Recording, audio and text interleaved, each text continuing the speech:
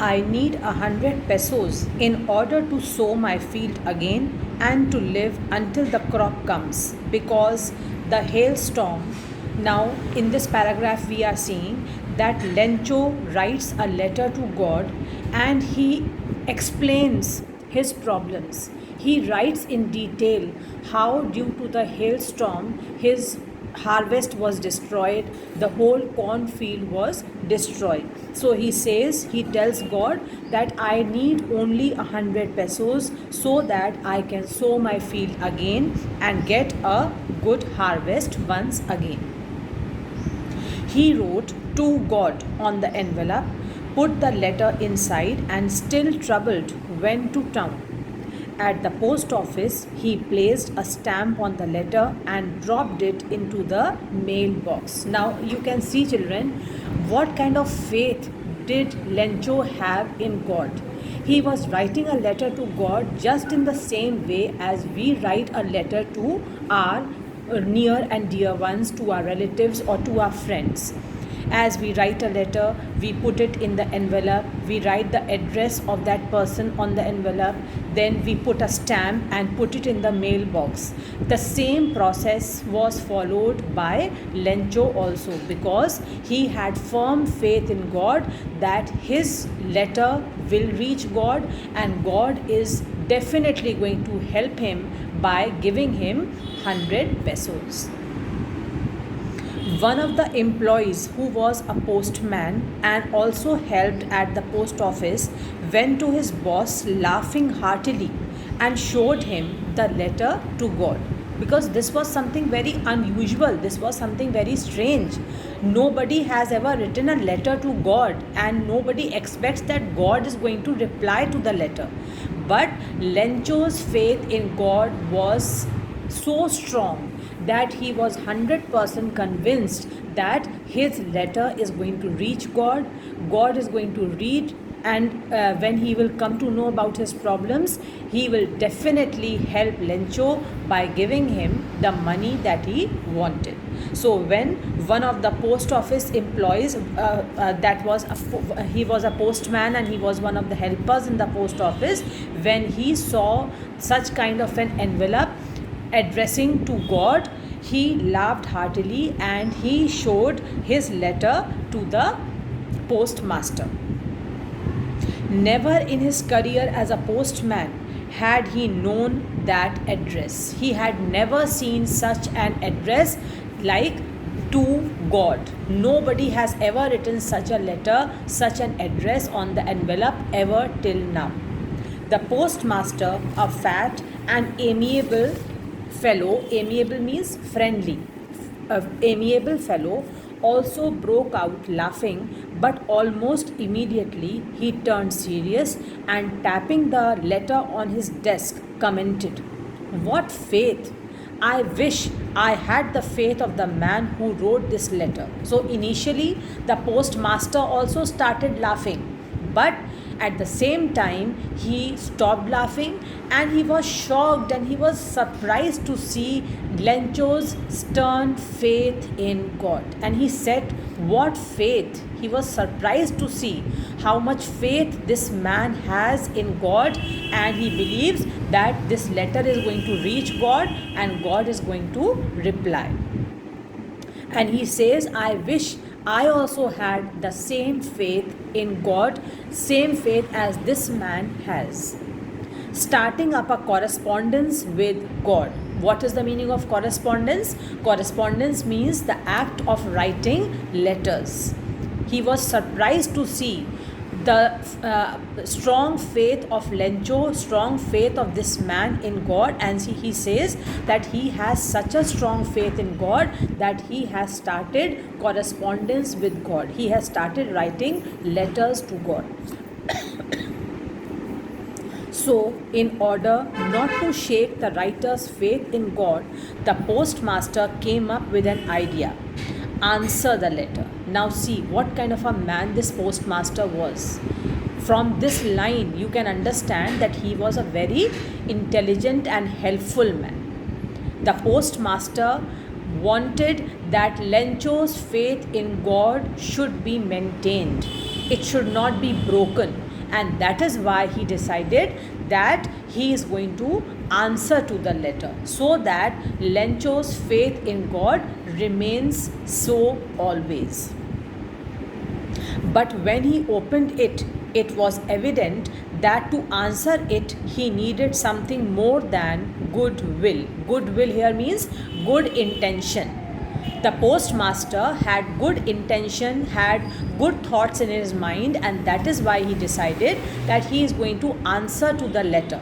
But when he read the whole thing, when he read the letter, he came to know that he not only had to answer to the letter, but he had to do something more also. What did he have to do? He will have to collect 100 pesos so that he could help Lencho, because Lencho had written a letter to God requesting God to help him out by giving him 100 pesos. It was evident that to answer it, he needed something more than goodwill, ink, and paper. These three things were required, but more than these three things, he also needed money if he really wanted to help Lencho.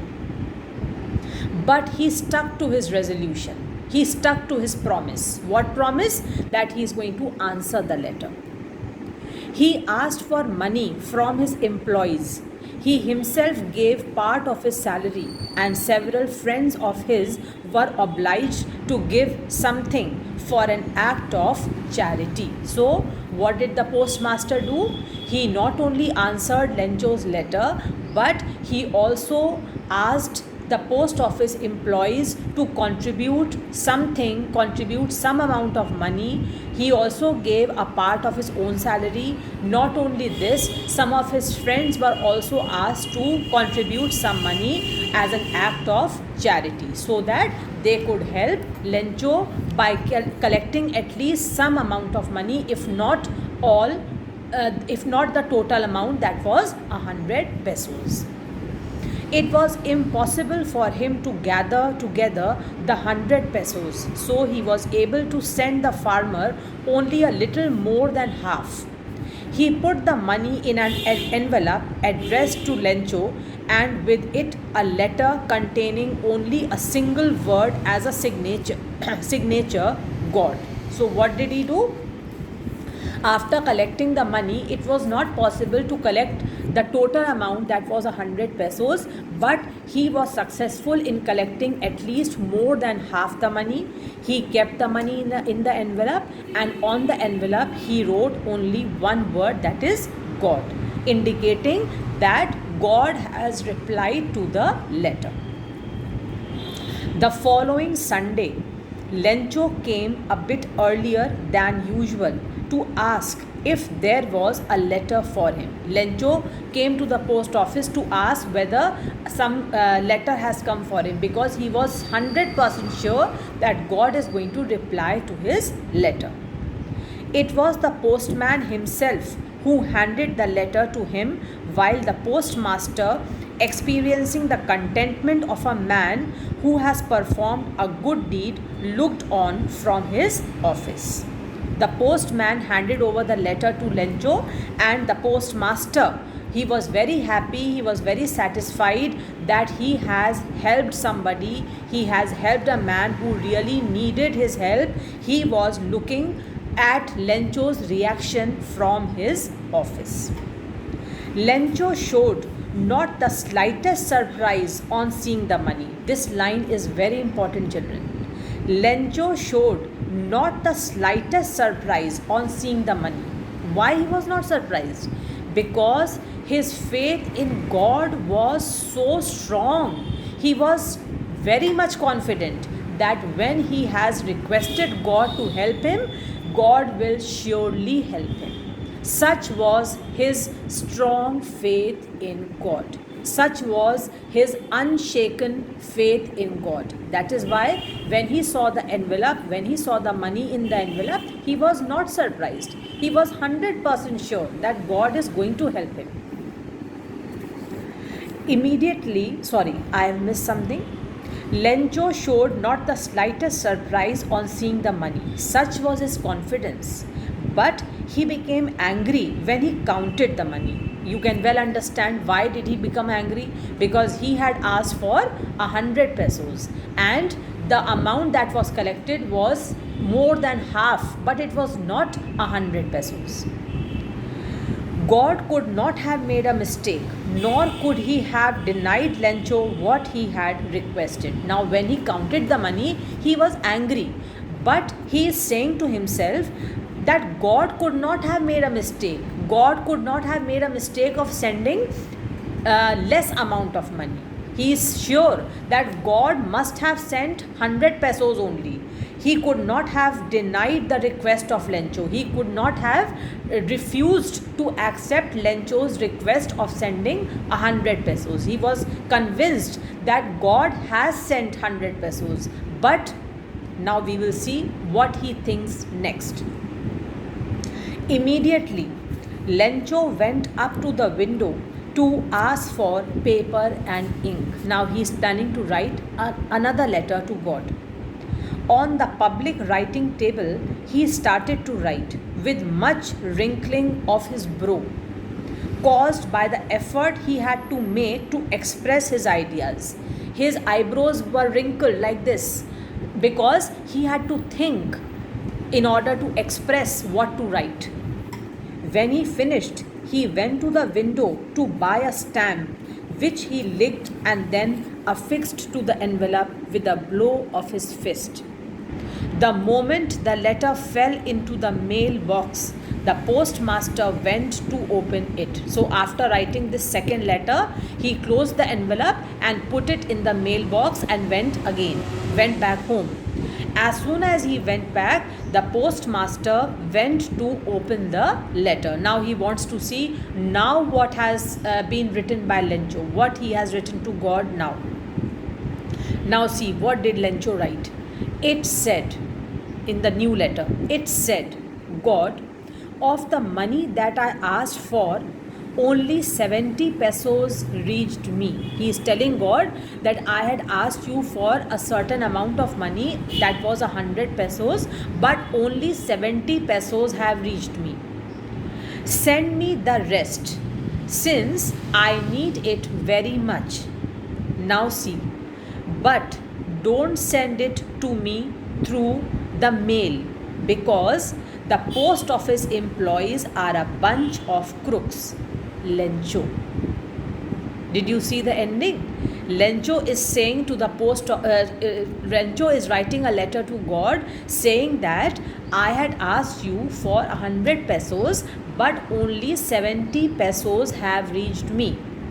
Now, please send me the rest of the amount, but don't send it through mail.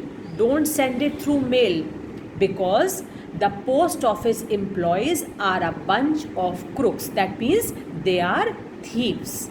And he signs in the end, Lencho. That means he believes that it was the post office employees who had taken away the rest of the money.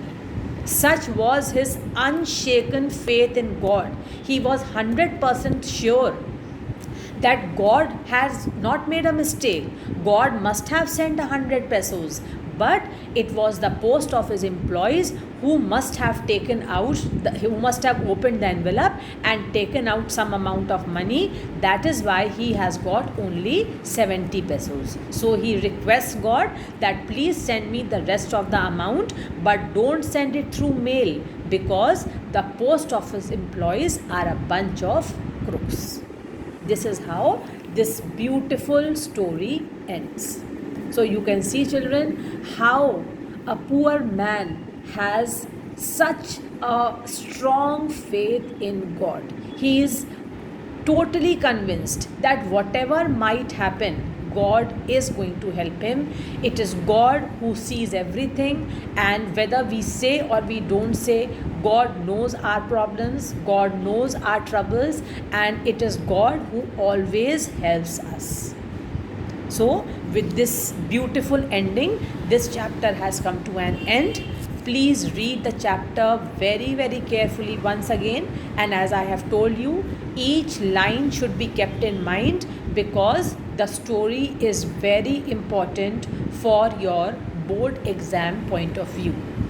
Always you will find at least one question from this chapter every year.